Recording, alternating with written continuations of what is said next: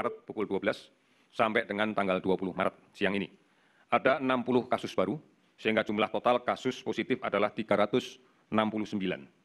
Kemudian ada penambahan 1 kasus yang sembuh, sehingga jumlah total kasus yang sembuh menjadi 17. Dan kemudian ada penambahan kasus yang meninggal sebanyak 7 orang, sehingga total kasus yang meninggal menjadi 32 orang. Data COVID yang kita dapatkan, COVID-19 yang kita dapatkan sampai dengan saat ini, kasus positif yang kita dapatkan adalah 9.096 orang. Kemudian yang sudah sembuh menjadi 1.151 orang. Sementara yang meninggal ada 765 orang. Kasus konfirmasi positif naik 557 sehingga menjadi 25.773. Mendapatkan kasus konfirmasi positif sebanyak 1.113 orang, sehingga totalnya menjadi 49.009 orang. Total kasus sembuh hari ini sebanyak 417 orang, sehingga akumulasinya adalah menjadi 19.658 orang. Kasus meninggal 38 orang, sehingga total menjadi 2.573 orang.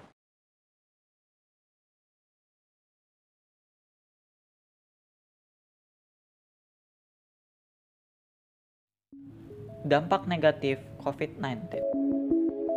Sepertinya kita sudah tidak asing dengan yang namanya pandemi virus corona atau yang memiliki nama medis COVID-19.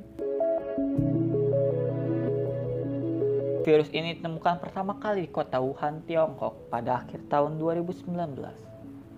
Virus ini telah menyebar secara luas ke berbagai negara, bahkan hingga ke seluruh dunia, hingga dianggap pandemi dan bencana bagi dunia.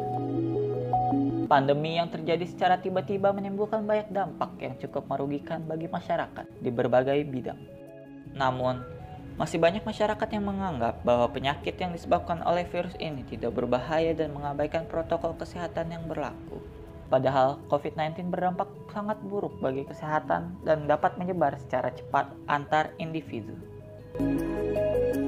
Akibat dari ketidaktaatan masyarakat terhadap protokol kesehatan yang diberikan oleh pemerintah, dampak-dampak COVID-19 mulai terasa, terutama dampak negatifnya. Secara umum, pandemi ini telah mengubah gaya hidup masyarakat dunia.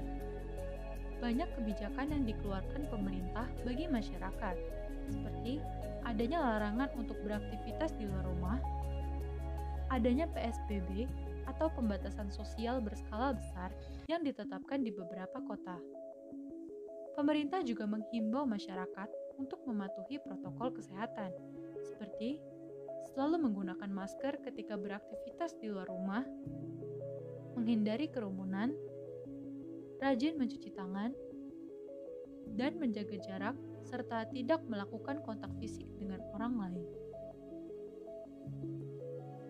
Karena adanya pembatasan aktivitas masyarakat, hal ini akhirnya berpengaruh terhadap aktivitas perekonomian di Indonesia. Badan Pusat Statistik atau BPS melaporkan, perekonomian Indonesia tahun 2020 mengalami penurunan sebesar 5,2% dibanding dari tahun sebelumnya. Banyak bisnis yang ditutup karena tidak mendapatkan penghasilan yang cukup untuk menjalankan usahanya. Akibat dari himbauan pemerintah kepada masyarakat agar tetap di rumah, para karyawan di perusahaan-perusahaan bekerja secara daring dari rumah masing-masing.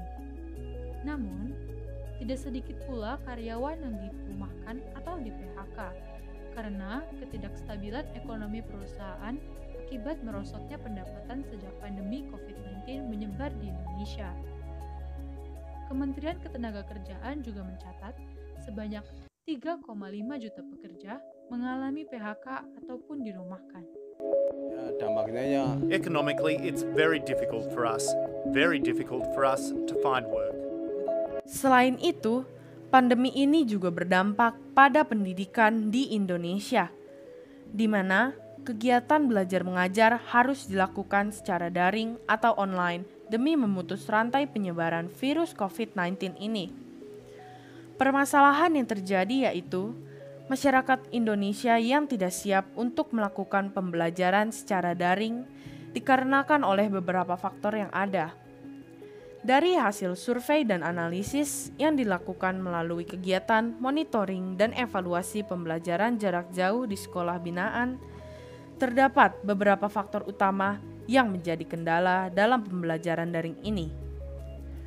yaitu penguasaan teknologi. Seperti banyaknya guru yang kurang menguasai teknologi sehingga proses pembelajaran tidak dapat berjalan dengan maksimal.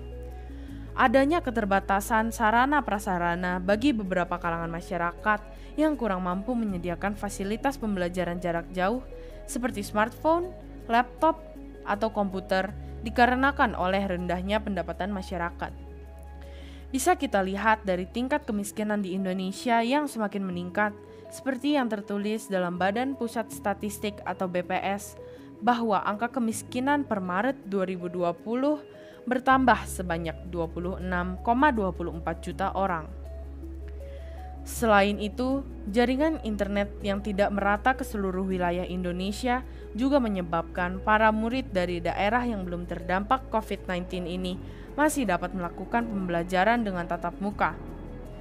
Dan karena jaringan internet yang tidak stabil menyebabkan proses pembelajaran menjadi terhambat.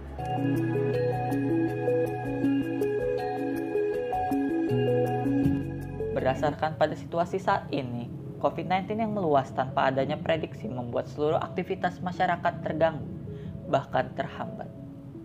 Oleh sebab itu, COVID-19 mengubah gaya hidup masyarakat dan menyebabkan banyak dampak, terutama dampak negatif terhadap kehidupan masyarakat. Dampak negatif dapat dirasakan masyarakat di seluruh bidang, seperti bidang ketenagakerjaan, perekonomian, dan juga pendidikan. Hingga saat ini, belum ditemukannya solusi atas situasi tersebut dan vaksin untuk menangani COVID-19. Diperkirakan, kondisi buruk akibat dari dampak negatif COVID-19 ini akan tetap berlangsung hingga waktu yang tidak dapat diprediksi dan tidak dapat ditentukan.